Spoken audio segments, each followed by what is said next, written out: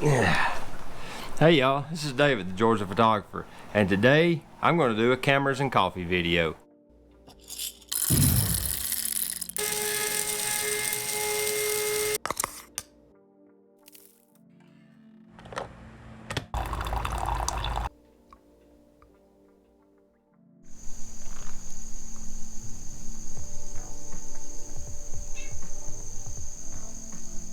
Now what I want to do today is catch up on some stuff that's been kind of lingering in my email and things like that. I had a viewer send me some goodies. Bass Angler sent me some widgets that he thought I could use, and come to find out I could. He had this surplus. It's a HN1 lens hood made by Nikon.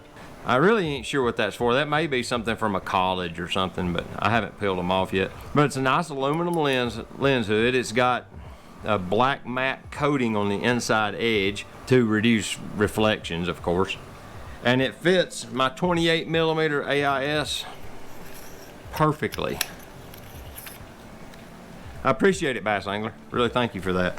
And I've been using it. I shot last week with it and done, if you haven't seen my Instagram, I'm kind of doing a life in motion series of some photos I took the other day on a street photo walk in Chattanooga where I was exploring the North Shore, and that lens hood was in operation then.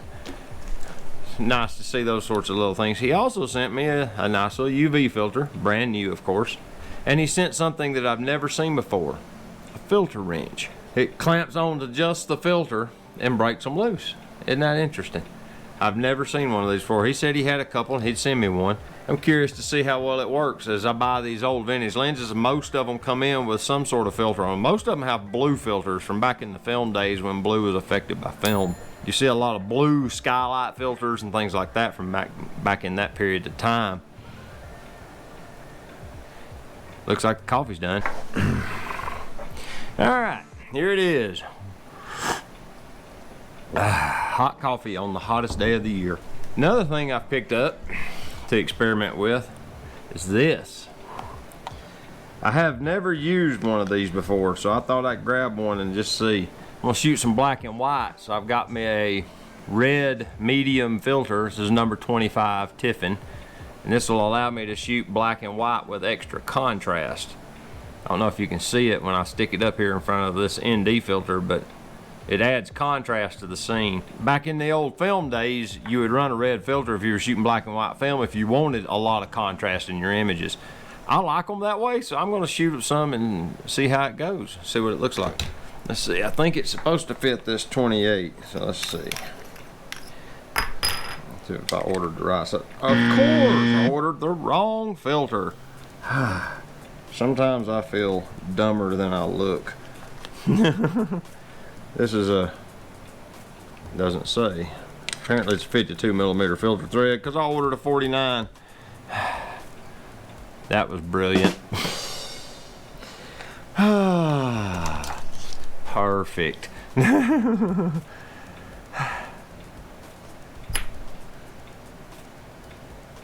don't know how I done that. Let's see if I've got a lens at this. Apparently I ordered it for the 50mm f2. I think I actually ordered the wrong filter, if you want to know the truth. Moving right along, the red filters were used back in the day to increase contrast in black and white photography, so I'm going to experiment with it on actually on the XT3, and I'll probably put it on the X700 Minolta to boost contrast on them as well. What I want to do next is get it on the XT3, and I'll apparently run this 50mm and see in black and white mode on the XT3 if it'll generate the same effect. So with that, let's move on to the next thing. Next item, I got a guy sent me some photos. I want to share them with you. They're amazing. Check these out.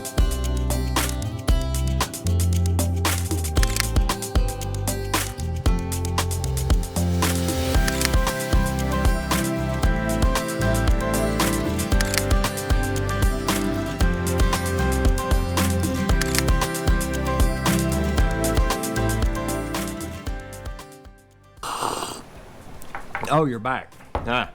Anyway, Next thing I want to talk about is Sony. This is my Sony A7 II. As you can see, it still works. It's still a functioning camera. We get it out and use it from time to time. I use the battery grip, so I'll have a reasonable battery life, because this one uses those little tiny batteries that Sony made for so long. Same ones I think it puts in the A6000 series. It's just a little bitty tiny battery. Anyway, that's a different rabbit hole. Point being is, I see a lot of people, well, influential YouTubers, I'm gonna go down the controversy hole for a little bit. You see all these influential YouTubers doing their videos on the A7R4, all right, the latest and greatest camera that come out from Sony. And it makes, I've already done one of these on the D850, but I just wanna not really do a whole video on it, but just a little piece of one, and tell you that the camera you have will probably serve you just fine for a long time to come. This camera takes really good photos. It's 24 megapixel. It is not 61 megapixel. That's reality. I haven't ran into the problem of not having enough resolution yet. I'm not printing billboards. Even then, the viewing distance shows that it's like a 12 megapixel file or some crazy 2 megapixel. They're real low res. You know, I'm not printing 18 by 24s or whatever to hang in the living room and worried about perfect resolution pitch for the people in the photo or whatever. You know, I'm not doing big giant panoramic landscapes. I'm not doing any of that sort of stuff. To me, it doesn't bring anything to the table for me to get this new camera and spend $3,500 on it. $3,500 on just the camera body. Bear that in mind. If I'm thinking that that camera body is going to improve my photography, it's going to have to do it multiple, as they say, take it to a whole new level. You know, it's going to have to be multiple folds of improvement for me to justify $3,500 for a camera body. Now, that camera it's a hot rod.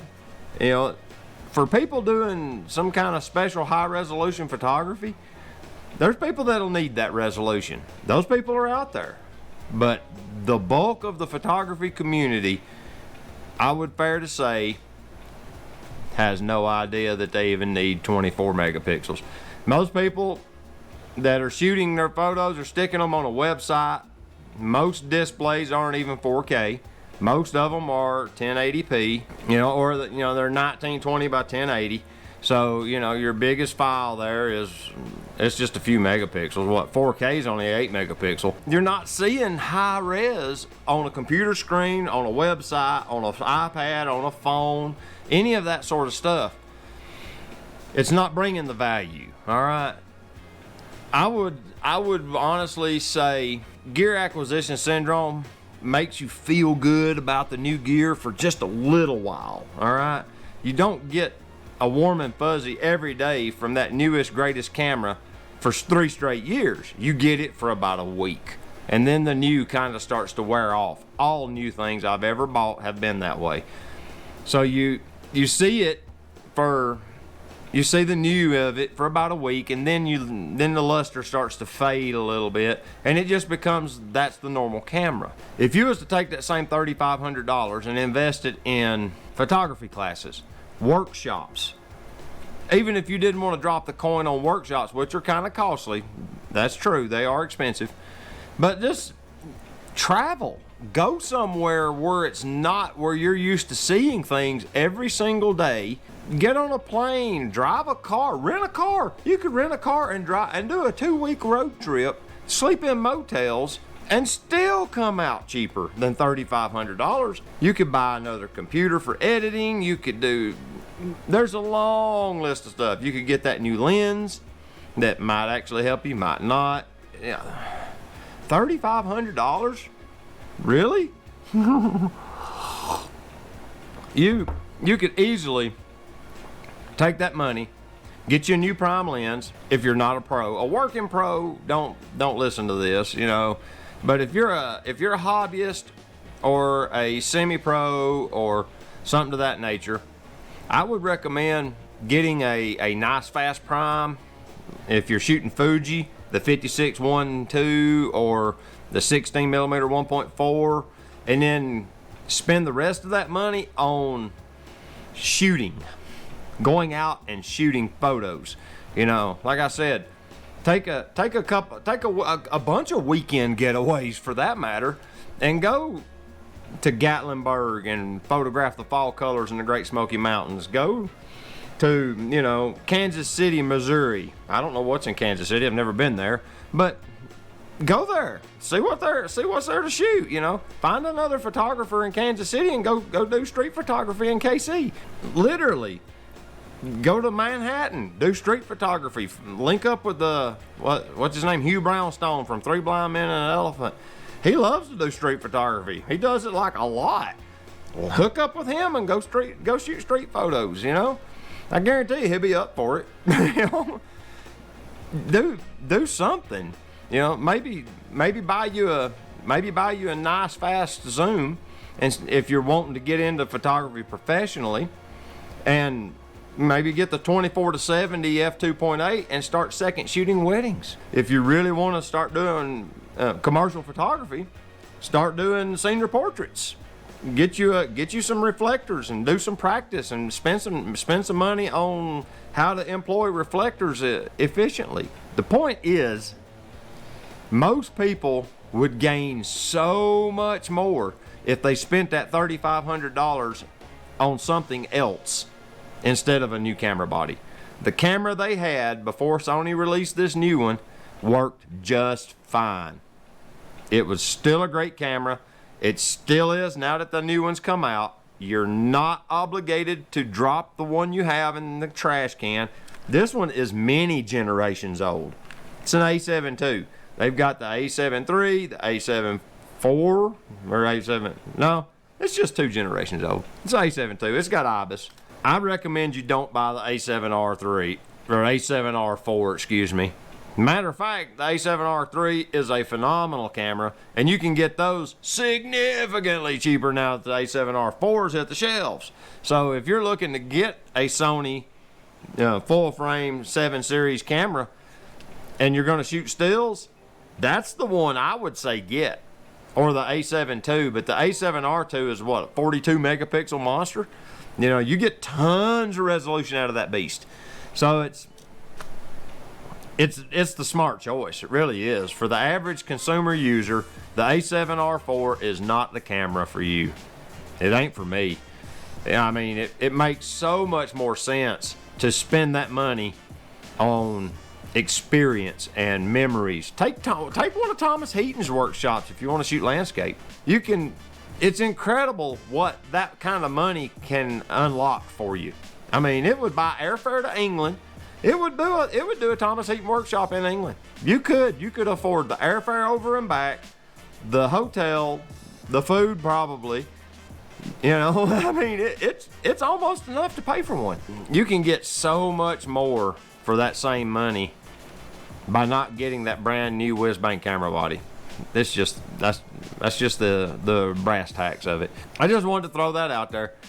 Would you know, if you was asking me, and a lot of people won't be, I get that, but if you was asking me, should I get the A7R4 or should I go on trips and shoot wonderful locations and maybe get a new lens and maybe buy an adapter and a half a dozen lenses off of eBay to learn to shoot manual focus lenses and still come out super cheap?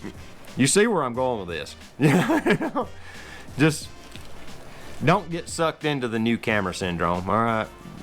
Gas gets photographers every time. That gear acquisition syndrome is hard to beat. So with that, I appreciate you guys listening to my mild rant about the new camera. If you liked this video, hit that thumbs up. If you've got something, if you've got a compelling argument for or against the Sony A7R4, put it in the comments down below. The subscribe button's over there. So, I'd really appreciate it if you click on that. And until next time, this is David Sailors, the Georgia photographer. Get your camera out and go take some pictures with it, all right? We'll see y'all later. Bye-bye.